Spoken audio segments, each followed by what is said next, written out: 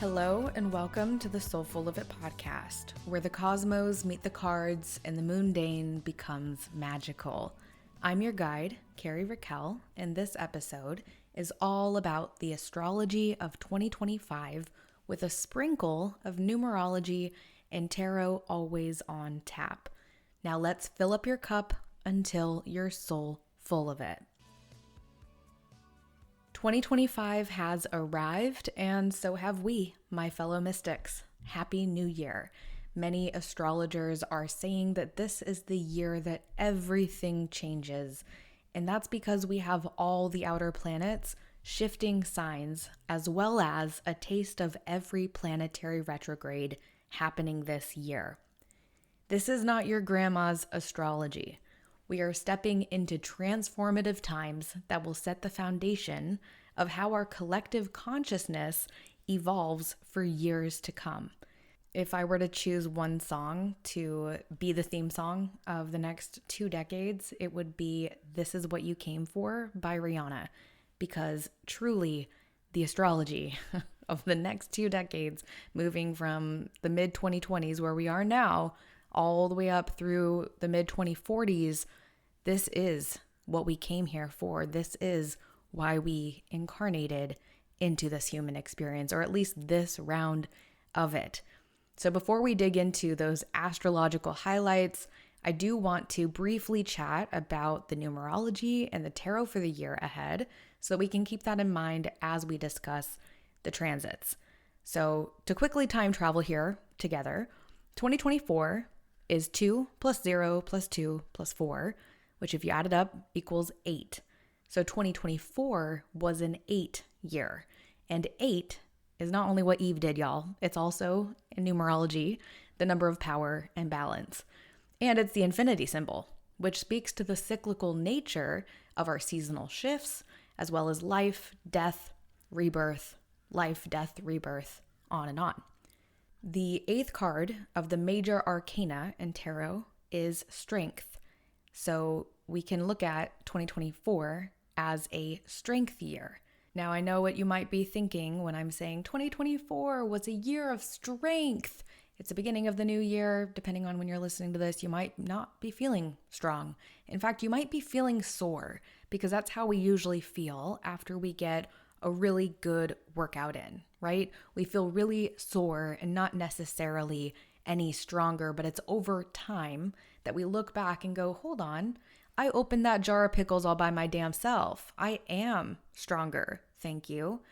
But in the moment, we don't necessarily see it. So I know hearing the word strength with some of these tarot cards that have specific words that have meanings to us, like justice or judgment, can bring up these big feelings. And I just want you to welcome those, to come up, go ahead, feel them, and continue to listen in, because that is really just the beginning of the rest of the story of 2025 that we have barely even touched into. But context is important and something that's worth considering. So if we look at the imagery of the strength card in the traditional Smith-Rider-Waite tarot deck, we see a woman who is gently opening the mouth of a lion.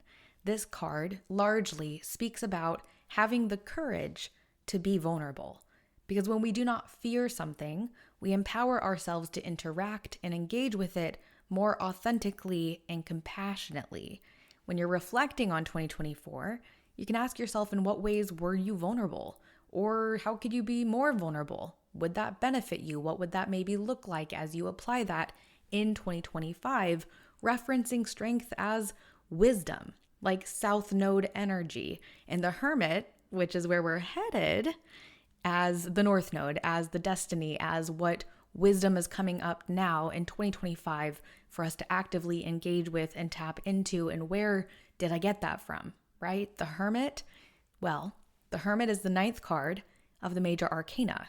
2024 is an 8. 2025, add it all up, 2 plus 0 plus 2 plus 5 gets you to 9, which means that we are in a 9 year in numerology, and we are also collectively moving through a Hermit year.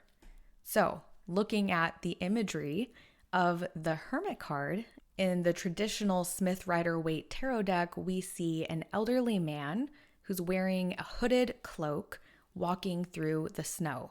He has a lantern in his right hand and a staff or a walking stick in his left. He is not focused on what lays ahead of him long term, but he is instead paying attention to what immediately lies before him. He is focused and he is alone, but he is not lonely. He has all that he needs: a light to guide the way, a staff to keep sturdy, and a cape to keep warm, and hopefully some snacks in his pockets. And stepping into 2025 with this Hermit energy as our guide, we can ask ourselves, how can we keep our focus on what really matters while structures and the status quo begin to shatter? So to set the scene for the several major planetary movements in 2025, we must first acknowledge that Pluto moved into fixed air sign Aquarius back in November of 2024, where it will remain for the next 2 decades. I want to highlight the most noteworthy months and planetary movements of 2025 so that you can come back to this episode to get a refresh or even take some notes as we chat through it all. There are also a lot of resources out there if you want a deeper dive, and a favorite one of mine is the Astrology podcast by Chris Brennan. And I also always encourage you to connect with an astrologer like myself to schedule a reading to dig deeper into how the transits are impacting you and your natal chart personally.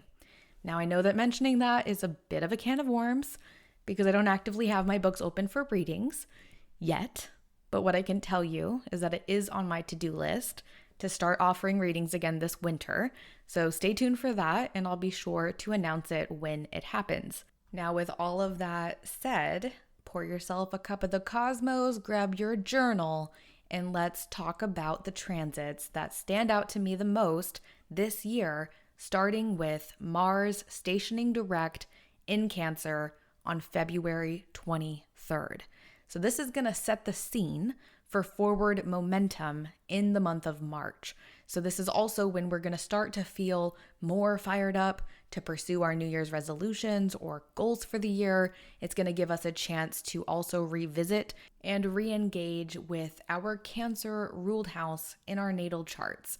Now, I'm not going to go into all 12 signs, or this episode would age us significantly, but to give you a couple quick examples, if you are a Cancer rising, then Mars has been moving forwardly with this momentum, stationing direct in your first house of identity. So this might be when you get that idea for a new tattoo or reach out to your hairdresser friend and schedule that haircut. Alternatively, if you're, say, a Capricorn rising, then this may be when you feel ready to start dating again or doing things differently in your intimate personal relationships. Maybe you sign a contract with a new business partner. Other things are 7th house related because that's where Mars would be transiting through your chart if you were a Capricorn rising. Again, just a couple quick examples, but moving us into March, which is, by the way, one of the most action-packed months of 2025. On the first of the month, we have Venus retrograde beginning in Aries, and that backwards movement will also have Venus revisiting Pisces, where it is happy and exalted. And if you're listening to this episode in January, then you're already experiencing the Venus and Pisces transit that tends to increase our creativity, our appreciation of art, and can also give us some rose-colored glasses as well. So if you find you've been wearing those, take them off, give them a clean look at the person or the situation with fresh eyes, and ask yourself if it really is roses or if you're actually the rose and you're giving your credit away again. Damn it. So with Venus retrogrades, they tend to bring up themes around reciprocity, personal values, and yes, of course, love, romance, and relationships as well. Venus retrogrades occur once every 18 months, so about the same as an eclipse cycle. And you can think back to December 19th, 2021 to January 29th, 2022, which is when we had our last Venus retrograde, which occurred in Earth sign Capricorn. Now, reflecting on this can help jog your memory on what the Venus retrograde period feels like for you, but you also are going to want to look at where you have Aries and Pisces in your natal chart to see what arena of your life will be bringing up Venetian themes for revision during this transit. And if you have significant placements in Aries or Pisces, well, then buckle up, because this is only the beginning of planetary shifts that are visiting your signs this year, because on the 13th and the 29th of March, we have our first set of eclipses. Now, the first one is a lunar eclipse in Virgo on the 13th, and the next one is our final solar eclipse of the Aries Libra cycle, which will happen on March 29th in Aries, which is just 2 days before Venus re-enters Pisces during its retrograde. I'm not going to get into the details of all these eclipses until we reach March. We can talk about it on the podcast in more detail then. But a big theme I'm seeing for the Virgo lunar eclipse is dissolving any ideals of perfection and replacing watercolors with tattoo ink to embrace the mistakes and failures required and commit to making dreams a reality. The theme I'm seeing for the Aries solar eclipse is changing how we engage with our work to take action on new ideas and opportunities of a fated nature that are coming into us at this time to support us as we close out that eclipse cycle. Mid-March on the 14th, we have our first Mercury retrograde of the year, which is also taking place in the signs of Aries and Pisces, continuing to build our focus on the theme of endings and beginnings with an extra little emphasis on how we communicate about how we end things or how we begin things. Lastly, and most notably for the month of March, we have Neptune, the planet of illusions and dreams, moving into Aries, the sign of the warrior, on March 30th. This is a preview period for what 2026 will bring, as Neptune will retrograde back into Pisces in August. And this is also another significant planetary shift because Neptune has been in its rulership home sign of Pisces since 2012. And a collective theme I think will be top of mind as we move further into this transit is realizing that individual actions also lead to collective consequences. This transit will feel fiery. Of course, it's Aries, it's fire, it's cardinal. It's also likely to bring about a war of perception, if not actual literal war, which we're already seeing, of course. I think the temptation to go at it alone will be high, but it will also be unwise for us to make happen independently that which would be easier or more organic to let happen interdependently. So it's that Venn diagram balance between independence and interdependence, and kind of figuring out through this multi-year transit, where do you fit into that big picture? And how can you function best to serve yourself and serve your community, your family, your friends, your people, your tribe, whatever it is, so that things are in alignment, moving forward together, even if you have to maybe go off on a side quest of your own along the way. We, of course, have the spring equinox also happening in March, which is the astrological new year, and we're going to really feel that forward momentum more in April than we did in the months prior, because on the 7th, we have Mercury stationing direct in Pisces, and on April 12th, we have Venus also stationing direct in Pisces. So if you struggled with the eclipse season, or you felt down bad crying at the gym earlier in the year, keep your chin up and know that in April, you will have more ambition to go get whatever it is that sets your soul on fire.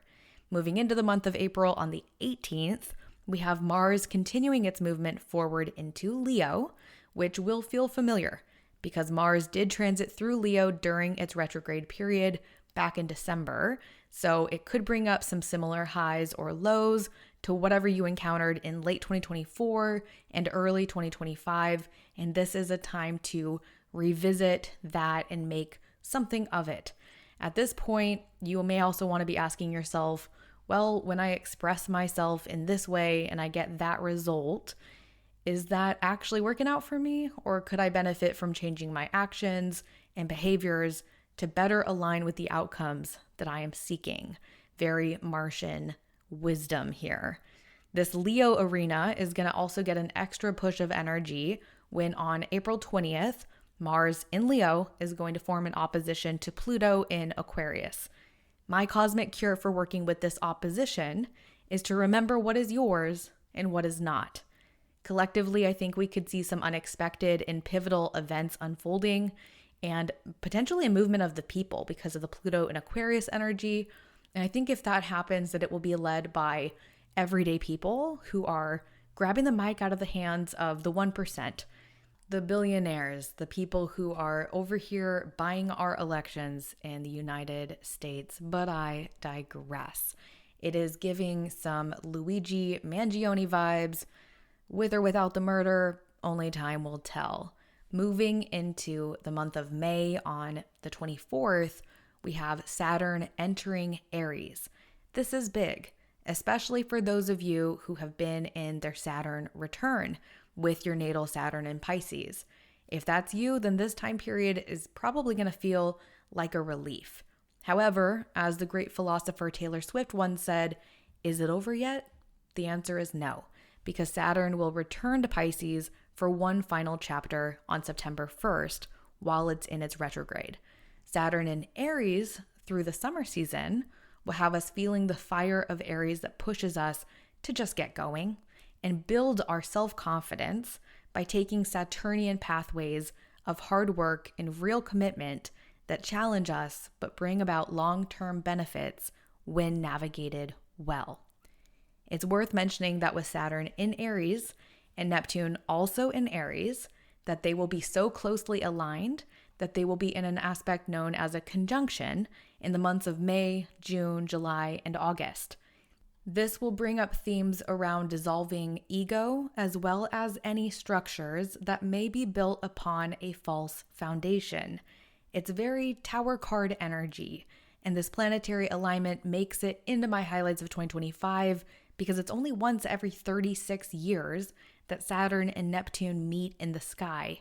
So for that to be happening during this monumental year of 2025 just adds more context to the big stories that we are seeing unfold that have to do with who we truly are, Aries, and how we fit into the puzzle of everyone else, Pisces.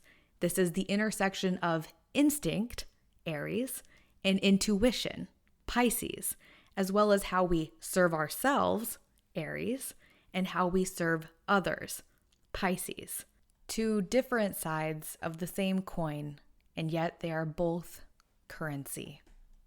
In June, on the 9th, we have Jupiter, the great benefic, entering cardinal water sign Cancer. Now, Jupiter is exalted in Cancer, which means that it's really comfortable in that sign and it expresses itself really well there.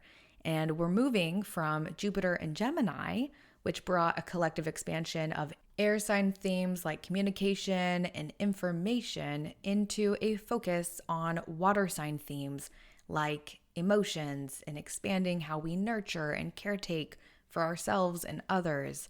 This will be a great time to reconnect with family or to ponder what the word family means to each of us. On June 15th, Jupiter, again in Cancer, is forming its third and final square to Saturn in Aries. This is exact.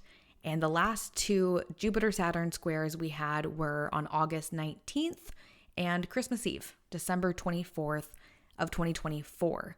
This is building on the story from the last great conjunction, which is when Jupiter and Saturn met in the sky back on December 21st, 2020.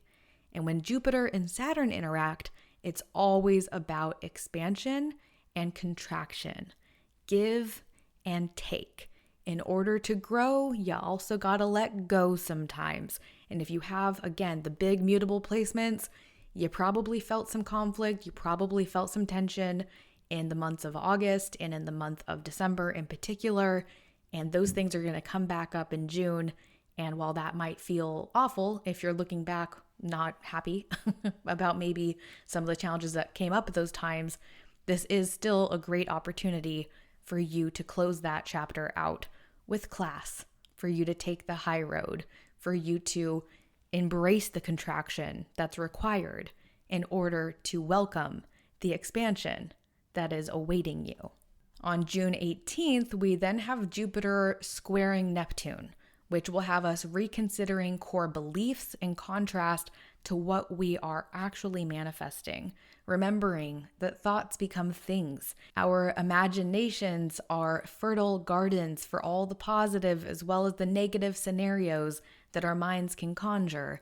And like any garden, our beliefs must be weeded periodically.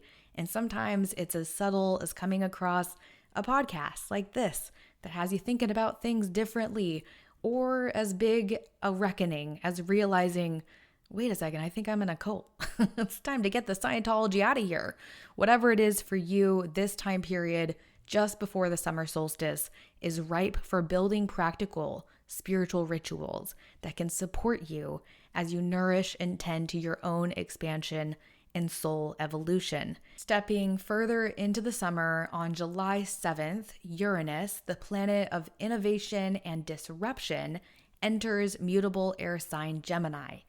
This is yet another significant planetary shift and a preview of the energy of 2026 and beyond, as Uranus will return to fixed Earth sign Taurus for one last adventure in November. Uranus has been in Taurus since 2018, and it's been transforming how we interact with our material world and our resources. Now, Uranus and Gemini will bring about more change into things like how we use social media or how we travel. I think we're going to see an increase in electric vehicle use. And along with the Pluto and Aquarius backdrop of this year and the years to come, we're also probably going to see way more drones in the sky, robots. We're going to experience the benefits, the setbacks of artificial intelligence, and aliens. There's going to be way more discussion and maybe perhaps even sightings of extraterrestrial life with all these planetary shifts into air signs. Another thing that's worth taking note of is we have Uranus and Gemini now, and Gemini is 2 signs away from Aries, which is where Saturn is at this point in the year. This means that there is a sextile aspect forming between the 2 planets, which is a 60-degree configuration, which is viewed positively as it creates support between the 2 planets engaged in the sextile, Uranus and Saturn. And with Pluto in air sign Aquarius and Uranus in air sign Gemini, we also have a 120-degree aspect known as an air trine building between these 2 outer planets. This is all very supportive energy, bringing these 3 planets into harmony with each other as they make their big moves next year. And I wanted to mention this because it's essentially the astrological equivalent to the light within the lantern that the Hermit, our tarot card for the year, is holding as he ventures into the darkness and uncertainty that lies before him, which I think is how we're going to feel about this year. It's going to be a lot of what the fuck? Okay, just look at the steps ahead of me. Just stay focused on what the lantern is illuminating. Lean into the positive aspects where you can, because there's going to be a lot of upheaval. There's going to be a lot of shifts and change, and it's very likely not going to feel comfortable, but it will hopefully in the long term feel worth it. We also have Mercury retrograde round 2 in Leo on July 17th until August 11th. So feel free to jot down those dates as well if you want to plan a summertime vacation and have less missed flights or just general chaos. The astrology of August is less noteworthy to me, so let's skip ahead to September, when I already mentioned on the 1st, Saturn is going to return to Pisces during its retrograde cycle for its finale. Saturn and Pisces people closing out their Saturn return. This is where you will really begin to feel if you navigated your return well or not so well.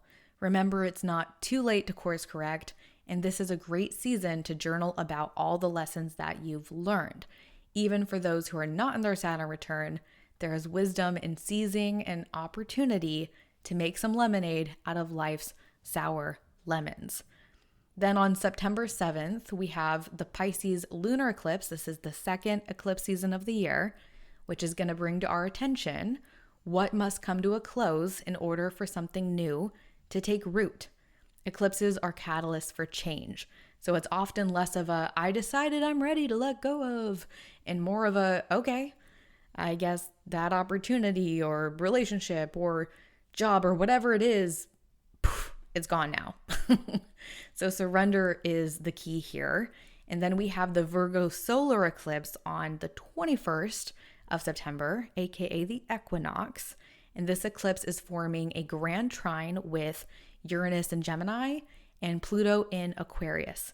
And I do think that it will feel more hopeful and helpful with initiating the new beginnings that were perhaps seeded back in March when we had the last set of eclipses. So here in September, you want to check in on your mutable sign friends. That's Virgo, Pisces, Sagittarius, and Gemini. Those 4 signs are going to be experiencing a lot of rapid changes this year. And while change can be good, bad, or neutral, one thing is for sure, most of us tend to struggle with accepting change. So take this as a heads up to lean in where you can, and remember that life is happening for you, not to you, even if it doesn't always feel that way. Moving into the 4th and final quarter of 2025, in October, on the 22nd, Neptune will re-enter Pisces during its retrograde, where it will be until February 5th, 2026. This is our season finale of Neptune in Pisces, which we will never again see in our lifetimes. So you want to look at where you have Pisces in your chart and ask yourself if there are any illusions, very Neptunian, in that arena of your life that you need to be the Scooby-Doo and pull the mask off of it and just see it for what it really is. And just know that you have time to do that. October, November, December, getting all the way to February. But let's stay in 2025. In November, on the 7th, we have Uranus re-entering Taurus, similarly for its final dip during its retrograde, where it will be in Taurus until April 25th, 2026, when it will return to Gemini, where it will remain until August 3rd, 2032. So something to ponder with this last transit ahead of the holiday season is, where are you investing your time and money? For example, we've seen a lot of fast fashion brands popping up like Shein, but we've also seen the anti-fast fashion movement growing as people have reckoned with the moral dilemma of buying something cheap that doesn't last long and has highly questionable ethical origins. With Uranus back in Taurus, we're going to be looking at what junk is filling our homes and what companies we're practically paying an extra rent to, and how our values are mirroring us in the 3D world, and what power we have to change that, which is the Uranus energy of it all. Also in November, we have our last Mercury retrograde, which is from November 9th to the 29th. And that's going to be in the signs of Sagittarius and Scorpio, spicing up your travel plans if you are headed anywhere for the Thanksgiving holiday. This is your heads up. Finally, in December, we have Neptune stationing direct for the final time in that sign of Pisces. That'll be on December 10th, which brings us to the end of the Astrology of 2025 and all the highlights that I wanted to share with you. But to quickly recap everything that we went over, March and April are going to have us revisiting how we communicate and relate to others with the Venus and Mercury retrograde overlap. And as those personal planets station direct, we will begin to feel like we have our momentum to make shift happen again. 2 big months to keep your eyes on are the months of March and September, which are our eclipse seasons. This is when the most unexpected changes are likely to creep up. And then in June and July, we'll be expanding our meaning of family with Jupiter in Cancer. We'll be feeling the fire of Saturn and Neptune in Aries and experiencing the tension of the 3rd and final Saturn-Jupiter square. The signs that are going for the wildest ride in 2025, if you didn't hear it already throughout this episode, are all of our mutable friends: Virgo, Pisces, Sagittarius, Gemini, and Aries. This is also your moment. This year is really laying a foundation for a lot of radical change and opportunities to step into your leadership energy, which, if you're an Aries, of course, innately you just have that fire, and we need that fire. We do, because it's going to help move us through all of these big transits and changes that 2025 and beyond are cooking up for us. So you might be wondering, what does it all mean? Well, we're going to have to live it, to learn it, and to make anything of it. And as always, the aim of this podcast is to leave you feeling so full of it. So I'll end this episode by bringing us full circle to where we began. The tarot card for the collective this year is the Hermit. And the Hermit grows wise over time.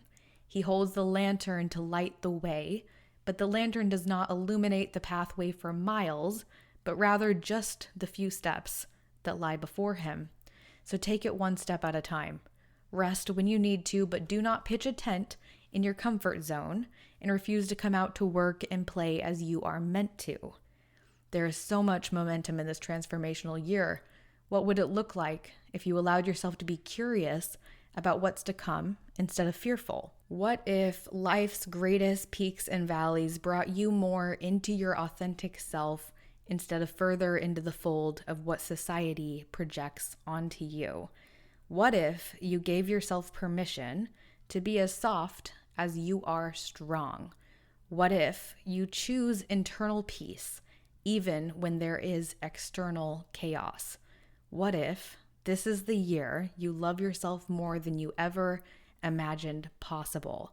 With all the changes coming, the Hermit advises us to stay focused on taking little steps in order to travel the distance on the pathway of making our dreams a reality. Thank you for tuning into the Soulful of It podcast. I hope this episode filled your cup up, and if it did, please go give us a 5-star rating wherever you listen to podcasts so that we can feed the algorithm gods and let them know that we're still over here making magic out of the mundane.